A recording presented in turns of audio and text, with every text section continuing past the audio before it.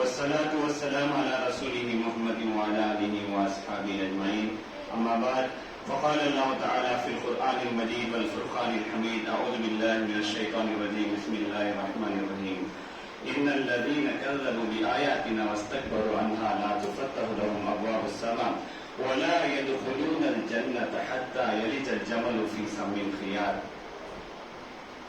அளவில்லா கருணையும் இணையில்லா கிருபையுடைய அல்லாஹ் ரப்பல் ஆலமீனுடைய திருப்பெயரால் ஆரம்பம் செய்கிறேன். புகழ் அனைத்தும் அல்லாஹ் ரப்பல் ஆலமீன் ஒருவனுக்கே.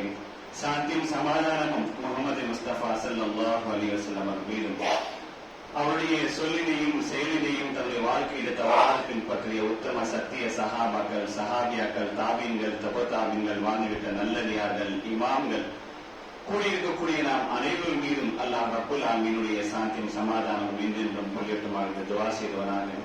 அல்ஹம்துலில்லாஹ், இந்த மஸ்ஜித் இபாதுர் ரஹ்மான் எல்லார் நகர் 4வது வீதியில் இருக்கக்கூடிய இந்த மஸ்ஜிதிலே இஸ்திமா ஏற்பாடு செய்யப்பட்டு மிக அழகான முறையிலே நடந்து கொண்டிருக்கக்கூடிய இந்த நிகழ்ச்சியிலே பல இடங்களிலிருந்து பெண்களும் ஆண்களும் பெரியவர்களும் இளைஞர்களும் மாணவ மாணவிகளும் அல்ஹம்துலில்லாஹ் இங்கு வந்திருக்கிறீர்கள். அல்லாஹ் ரப்பல் ஆலமீன் நம்முடைய அமர்வை கபூலாக்குவானாக, நம்முடைய பாவங்களை மன்னித்து அருள்வாயாக. இந்த அருமையான இந்த நிகழ்ச்சியின் மூலமாக நல்ல படிப்பினை பெறக்கூடிய, திருந்து வாழக்கூடிய அடிப்படையிலே நம்முடைய தவறுகளை அல்லாஹ் ரப்பல் ஆலமீன் திருத்தி சிறந்த சாலிகானவர்களாக வாழக்கூடிய பாக்கியத்தை சொல்லக்கூடிய எனக்கும் கேட்கக்கூடிய தாங்கள் அனைவருக்கும் நல்லடியார்கள் உள்ளவர்களாக ஆக்குவானாக, சாலிகானவர்களாக ஆக்குவானாக. ஆமீன். மன்னரை வாழ்க்கை என்ற தலைப்பிலே இந்த நேரத்தில் தலைப்பு கொடுக்கப்பட்டிருக்கிறது. இதற்குரிய அல்ஹம்துலில்லாஹ் பெண்கள் அசர் முதல் கொண்டு பல தலைப்புகளில் பயான் கேட்டு வராங்க. 2 ஆலிமாக்கள் மூலமாக அசர்ல பயான் கேட்டாங்க. மொழித் தொகை பிறகு 2 உருது பயான் கேட்டோம். இப்போ தமிழ் பயான். கடைசியாக இன்ஷா அல்லாஹ் நம்மிடத்துல நாஸ்கர் அப்துல் வாஹித் சலஃபி மௌலவி இன்ஷா அல்லாஹ் பயான் செய்ய இருக்கிறாங்க. இந்த அருமையான சந்தர்ப்பத்துல குறைந்த நேரத்துல முக்கியமான விஷயங்களை இன்ஷா அல்லாஹ் குர்ஆன் வசனங்கள் மூலமாக, நபி ஸல்லல்லாஹு ஹதீஸ் மூலமாக நாம் பார்க்க உள்ளோம். அல்லாஹ் ரப்பல் ஆலமீன் இந்த உலகத்திலே மரணத்தின் மூலமாக இந்த உலகத்துடைய பிரிவை வைத்து பிறகு கண்ணுக்கு எட்டாத தூரத்திலே நம்முடைய மறைவான வாழ்க்கையாக கபருடைய வாழ்க்கை அல்லாஹ் வச்சிருக்கின்றான். கபருடைய வாழ்க்கை மறுமை நாள் வரை அல்லாஹ் நமக்கு கபர்ல ஒரு திரைக்கு அப்பால் இருக்கக்கூடிய வாழ்க்கையாக வைத்திருக்கின்றான். பிறகு கியாமத்து நாளை நாம் அனைவரும் எழுப்பப்படும். பிறகு விசாரணை தினம், யௌமுல் ஹிசாப், யௌமுல் கிதாப், யௌமுல் ஹிசாப் என்ற பல பெயர்களை கொண்டு மறுமை நாளை அல்லாஹ் உருவாக்க இருக்கின்றான். ஆக முதல்ல மரணத்தை பற்றி ஒரு சில வசனங்களை சொல்லிட்டு நம்ம கபடி வாழ்க்கை என்ன என்பதை சொல்ல ஆரம்பிக்கலாம் இன்ஷா அல்லாஹ். மரணத்துடைய வசனங்களை எல்லாம் குர்ஆன்ல பல்வேறு இடங்களிலே குல்லு நஃப்ஸின் ஸாயிகத்துல் மௌத், நிச்சயமாக ஒவ்வொரு ஆன்மாவும் மரணத்தை சுவைத்து தீரும் என்று சொல்லி காட்டுறான். குல் இன்னல் மௌத்தல்லதி தஃபிருன மின்ஹு ஃபஇன்னஹு முலாகிக்கும். அல்லாஹ் ரப்பல் ஆலமீன் சொல்லி காட்டுறான், எந்த மரணத்தை கொண்டு நீங்கள் விரைந்து ஓடிக்கொண்டிருக்கிறீர்களோ அந்த மரணம் உங்களை அடைந்தே தீரும் என்று அல்லாஹ் சொல்லி காட்டுறான். அதே போல ஐனமா தகுனு யுத்ரிக்குமுல் மௌத் வலவ் குன்தும் ஃபீ புரூஜின் முஷய்யதா, எந்த மரணத்தை கொண்டு நீங்கள் விரைந்து பிரம்மாண்டமான பெரிய பெரிய மாளிகளை நீங்கள் தப்பித்துக் கொள்ளலாம் என்று சொல்லி சென்றாலும், பெரிய பெரிய மாளிகையில் நீங்கள் இருந்தாலும் உங்களை மரணம் உங்களுக்கு வந்தே தீரும் என்பதை அல்லாஹ் சொல்லி காட்டுறான். அதே போல மரணத்துடைய நேரத்துல கதறக்கூடிய விஷயங்களை எல்லாம் சொல்லி காட்டுறான். தொடர்ந்து பாவங்களுக்கு மேல் பாவம் செய்து கொண்ட அடியான் மரண நேரத்திலே அவருடைய நிலைமை எப்படி இருக்கும் என்பதை எல்லாம் சொல்லி காட்டுறான். வலைசதி தௌபத்துல் லதீன யஅமலுன ஸய்யிஆத் ஹத்தா இதா ஹலா அஹதஹுமுல் மௌத் قال إني تبت الآن ولا الذين يموتون وهم كفار أولئك أعتدنا لهم عذابا أليما.